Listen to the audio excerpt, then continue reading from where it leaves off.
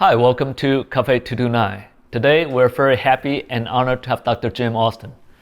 Dr. Jim Austin is a neurologist, but most importantly, he's a very important pioneer in the field of mindfulness and Zen and brain. Hi, Dr. Austin. Hi, great to be on the program with you. Thank you so much for joining us. And you're a true hero in the field of mindfulness and Zen research because you're one of those few people who have true Zen practice and you could integrate them with your scientific training. We're very happy to have you here. I just am a daily practitioner who's a student of Zen. Very humble, very humble.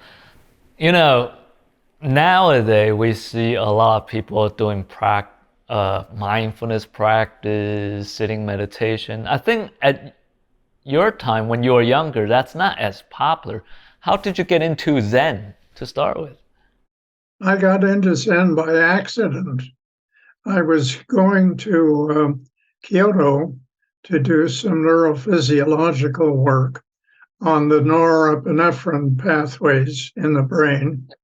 And a friend of mine, a medical student, Buddy, gave me a book called Zen and the Art of Archery, which I did not understand. I was curious. And so when I got to Kyoto, I asked around where could I find out something more about this Zen. And luckily, there was an English-speaking Zen teacher at Daitakuji, short distance away from the medical school.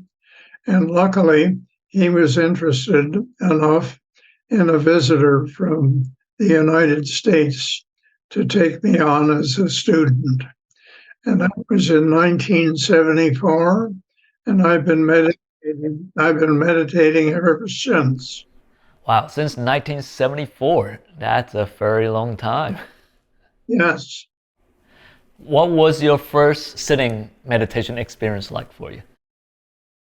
Well, my first hour during which I tried to sit was, of course, very confusing because I'd never sat before.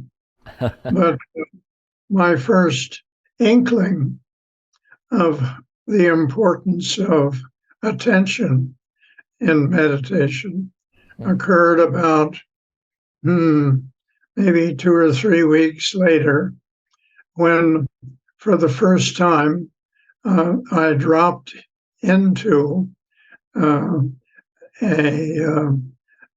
interval during which I didn't have any word thoughts, but I was wide awake, but with no thoughts in my mind. So that was a very special experience for you then, because it seems like you're in a real mental absorption, just a few weeks of practice. Well, I wouldn't call it a real absorption. Okay. The real absorption, an internal absorption, came months later. But but I was wide awake at this time, and capable of hearing and seeing at the time, but there was no thoughts. And a busy academic has a mind of turbulent thoughts all the time. This was the first time that wasn't present, and I found a very curious. Must be very interesting not to think about your colleague and your publications for the first time. Yes. Wow, so it seems like this is set up the stage for your Zen practice where you sit and then you start to gain some interesting meditative experience and that motivates you to do more about it. Exactly. And how did you motivate yourself to continue after you return, let's say, from Kyoto to America? Well, good question.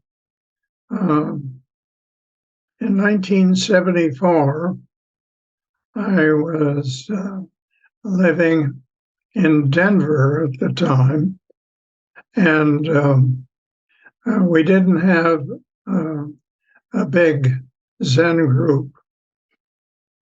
And I more or less had to go for a retreat if I wanted to retreat to where a Zen teacher was coming to a city that I could go to for a weekend, say.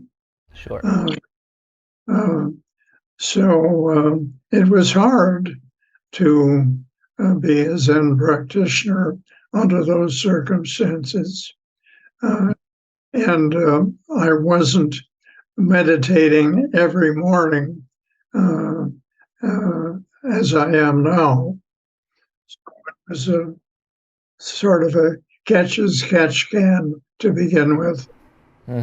Well, for some of our audience may not know what Zen retreat looks like, because usually when people think of a retreat, it's sort of like having a good time, sleep around, playing golf or something. I mean, what does a Zen retreat look like if you want to say a few words about it?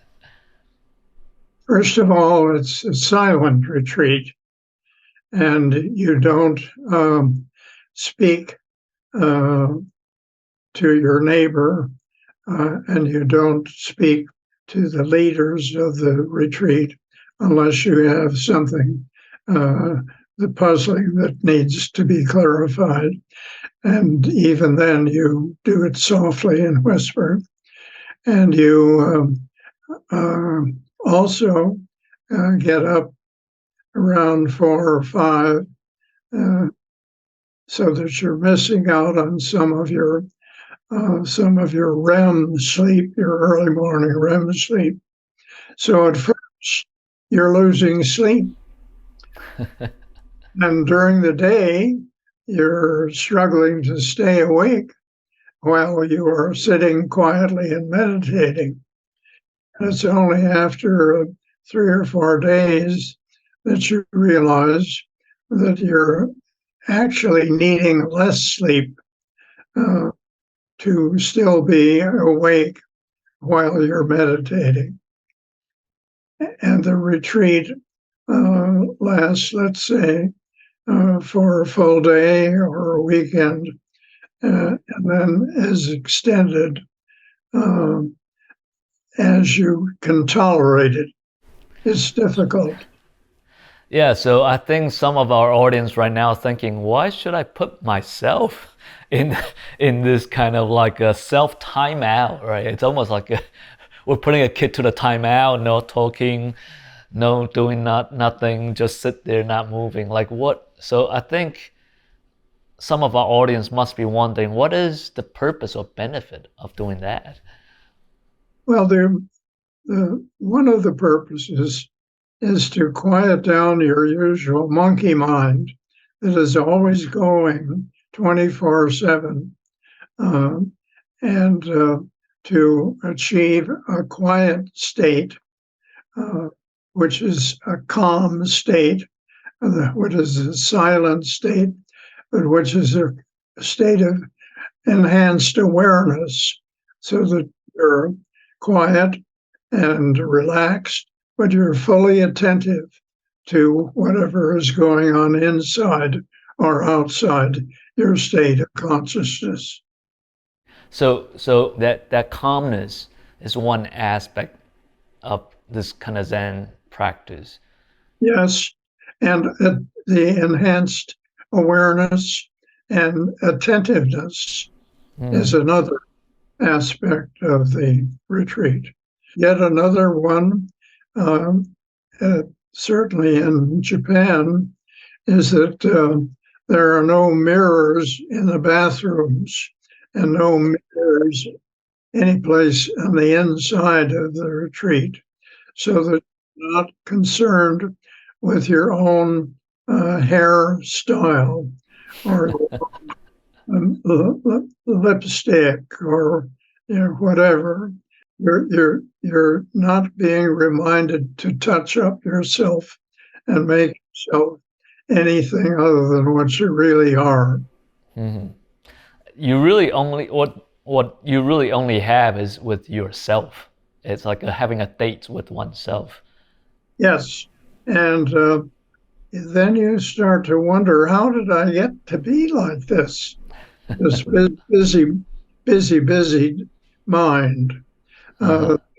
This mind that is ignorant of the way things are, that is troubled, that is angry, that is happy, that is all constantly wanting to consume things, constantly wanting to own more things, own more electronic gadgetry, more books, own more clothes. That becomes less pressing. So when you are in that state of calmness and relaxation, it gives us some clarity to observe ourselves better, to see Yes, where our urges are. yes.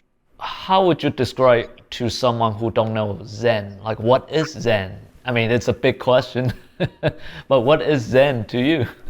What is Zen to me, or what do I think Zen is more globally? I think your personal take. What is Zen? Well, Zen is a system of learning how to relax one's I, me, mine, self, the self that is beset by personal problems, and to become more aware of the world outside oneself, uh, especially of other people in relationships, uh, and to engage in a period of usually solitary meditation for one or more periods a day to help this calm awareness and attentiveness incubate and gradually erode away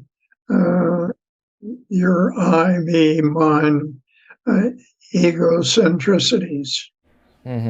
So Zen is a systematic way of training our mind to be less egocentric or self-referential in Yes, some way. yes, and and simultaneously with the lessening of the egocentric thrusts of self, there's an enhancement of the other world outside one's skin, a useful psychological term for that anti-ego-centric self, is the allocentric self. Allo comes from the Greek and it means other.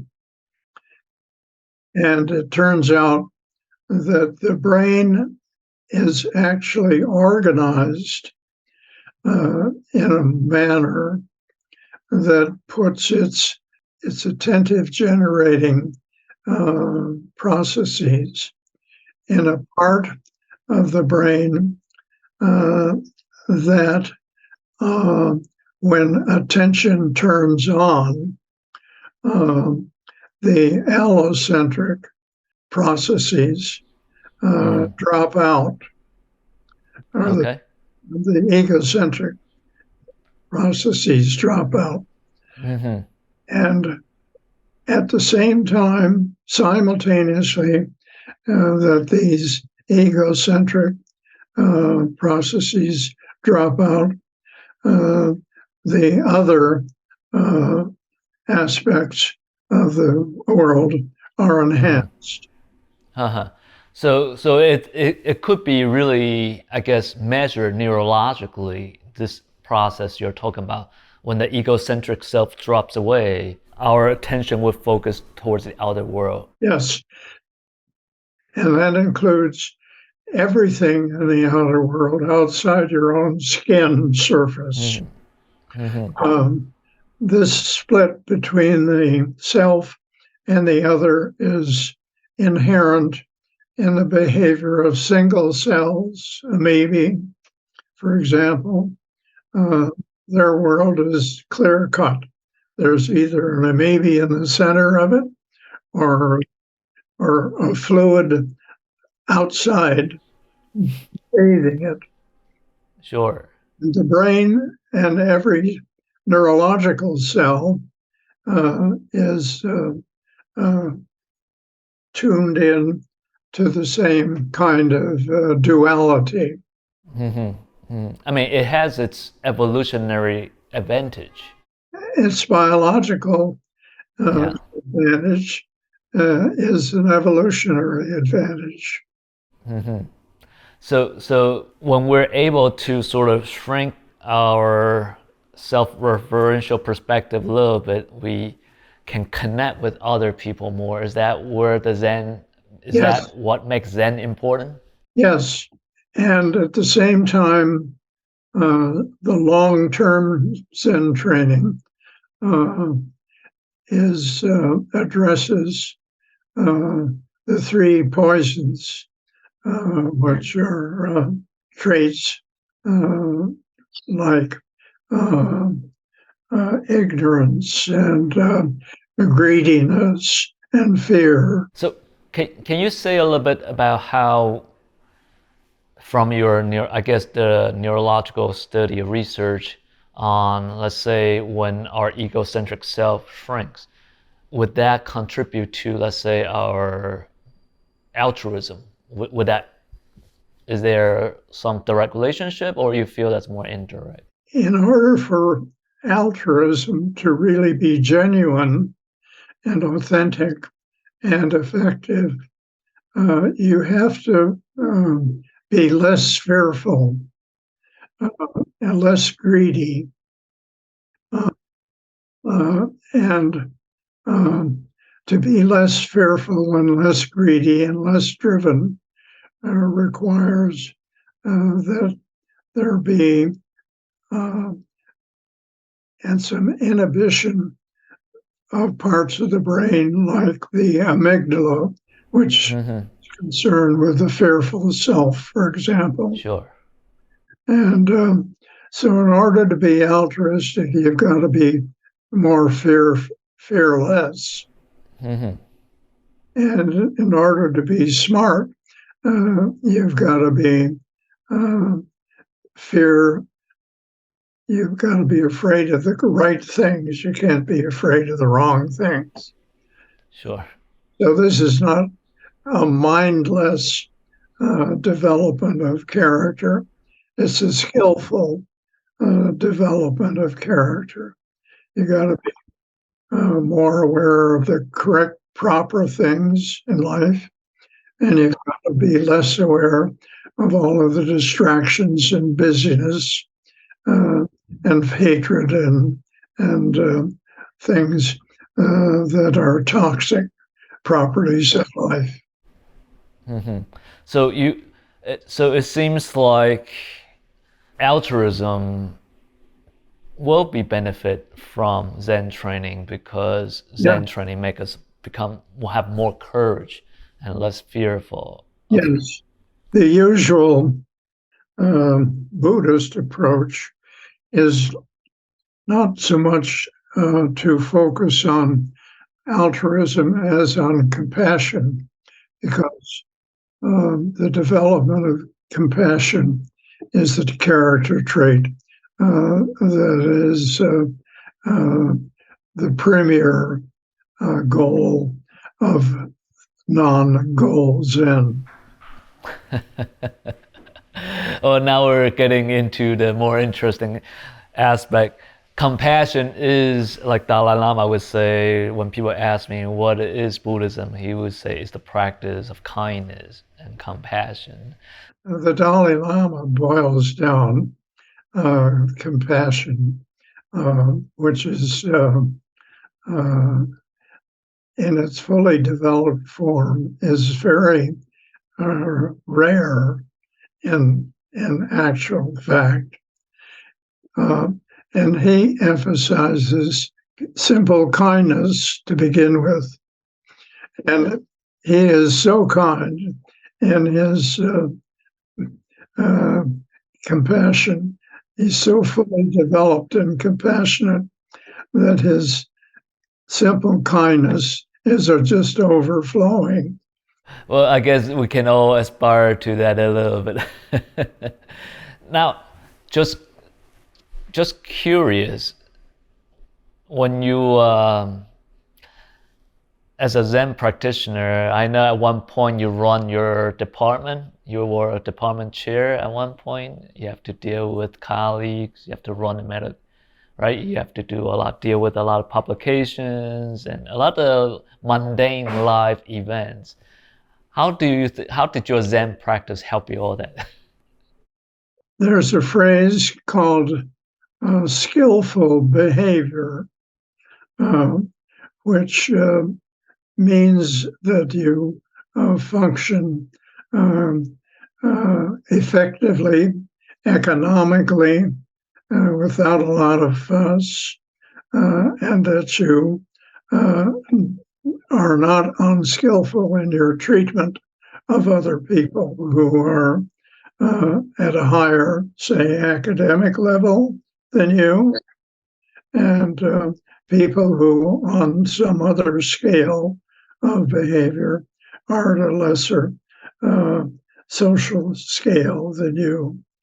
Your treatment of the two tends to be harmonious and pleasant and not disrupted by personality tangles. It's a matter of personal competence. Sure, sure. Yeah, I was also wondering because you know how now many people meditate, but sometimes it's out of a cultural context or, sort of meditate without paying attention to where it comes from.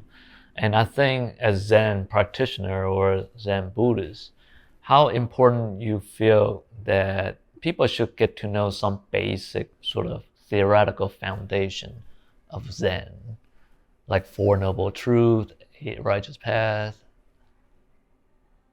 I think it's important to know something about Zen history, of how Bodhidharma, who a statue of which is just off next to my last ear, my left ear behind me, how he brought Buddhism from India into China, and how it incubated there in China in the Taoist setting,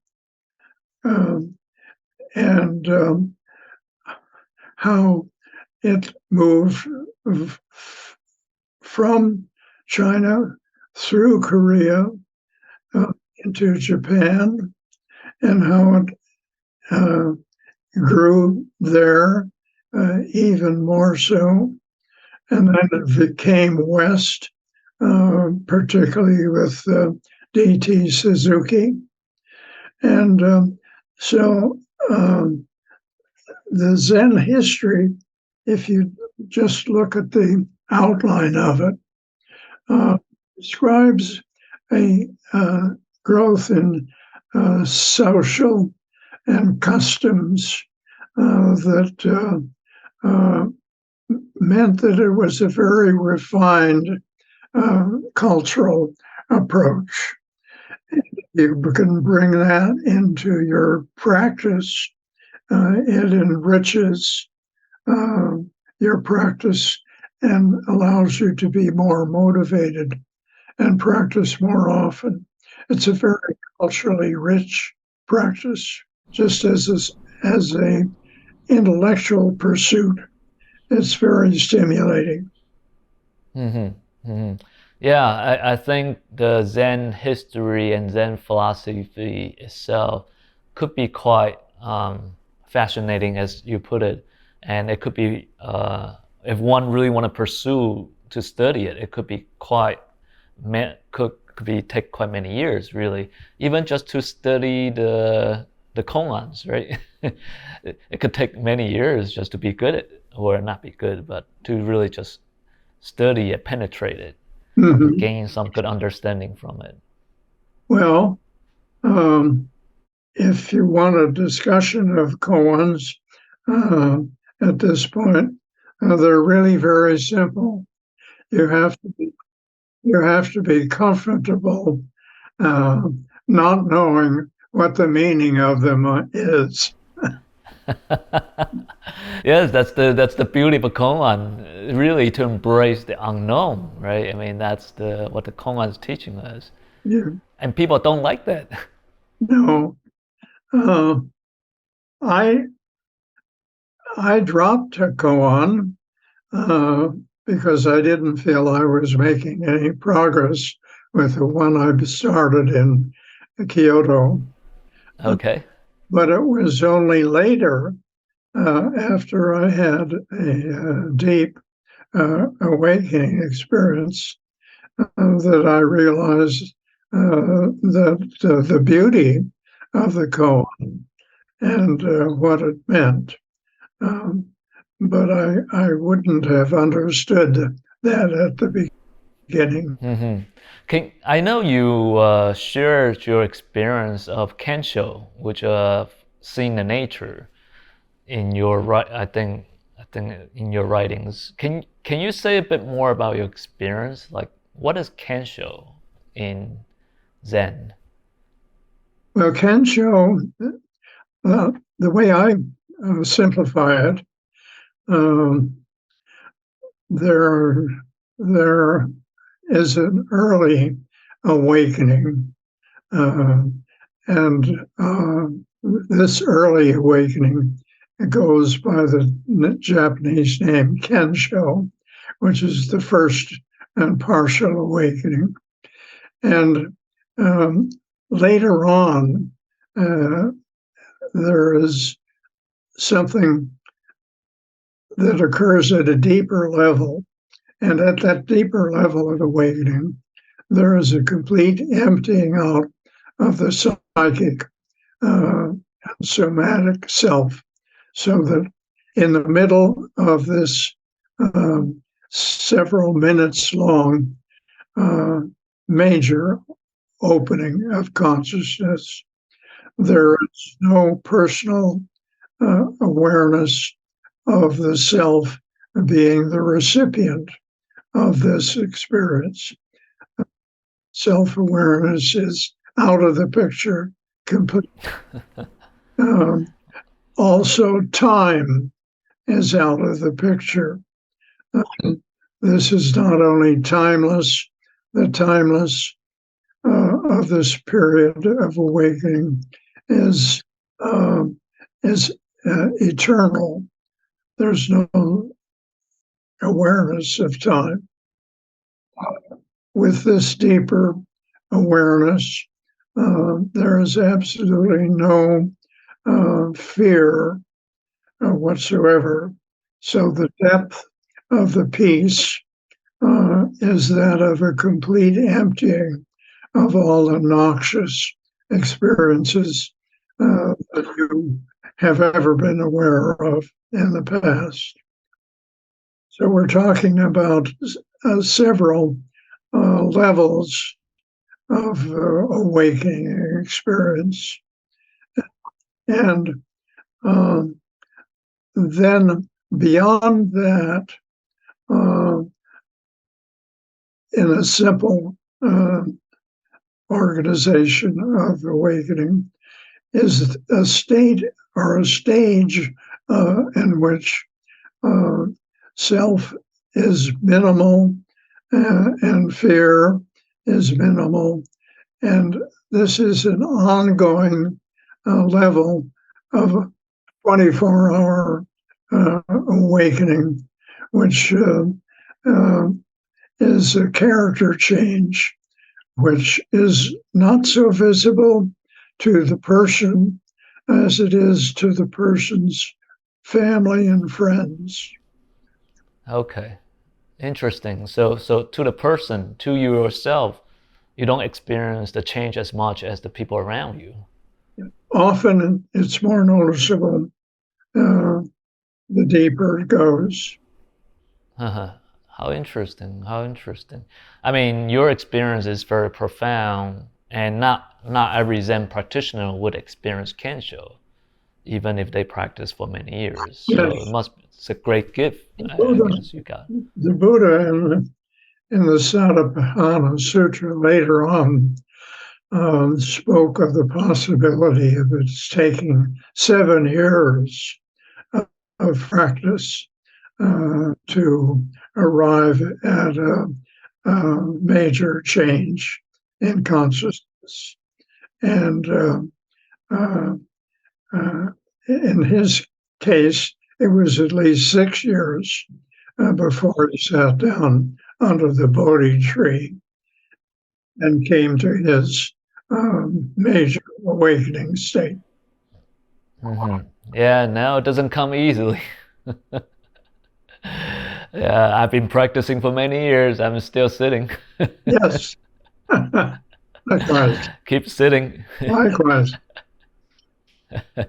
I Um, have, on the other hand, 3 months ago, after or while reading the Dalai Lama in his book with his Christian Episcopal Bishop of South Africa, Buddy, they wrote a book on joy.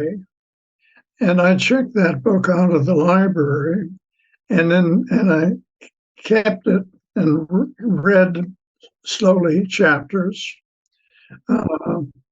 for about 3 weeks. And at the 2-week point, I awakened in the morning without having undergone any particular dream or without having any other change in my life, with a state of spontaneous joy, which was coincidental, but which I recognize lasting for about 3 hours as the nearest expression I would describe as joy. And so even many years after a conventional awakening experience, there may be other spontaneous experiences in one's brain circuitry. So it's very inspiring. If you keep practicing, you would never know. Yes. So, and so hang in there is my advice. Very motivational. Very motivational. I'm 98 and I'm still learning.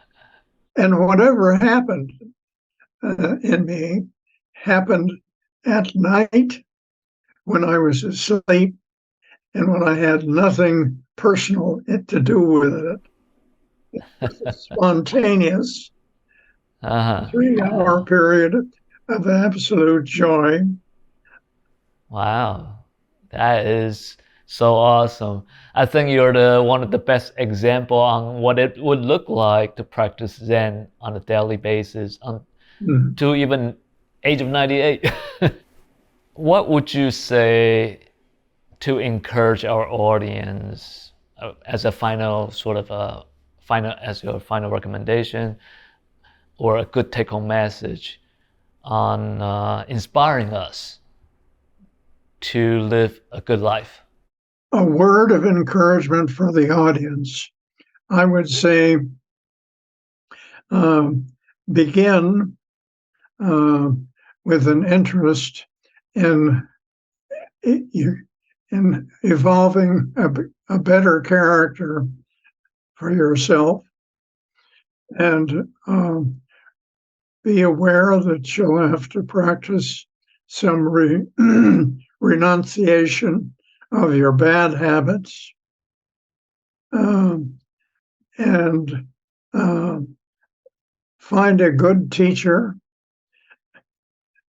and find a good, small, authentic group led by this teacher, and learn to devote the morning hours, particularly after arising early in the morning when the house is quiet and you can meditate in solitude. Learn to arrive at a simple state in which you are alert, aware, and your mindful thought stream has dropped out. And then build on that and try to practice daily as much as you can, and go from there to going to retreats, starting with an overnight, progressing to a weekend, and definitely making time to go to a retreat, because that's when you will start experiencing some deeper penetrations of quickenings and absorptions, which will show you how simple meditation produced regularly is capable of making you a more effective, competent person. Mm-hmm. If you keep practicing, things will happen. Yes. Thank you very much, Dr. Austin. I personally learned so much from you, and I hope our audience did as well.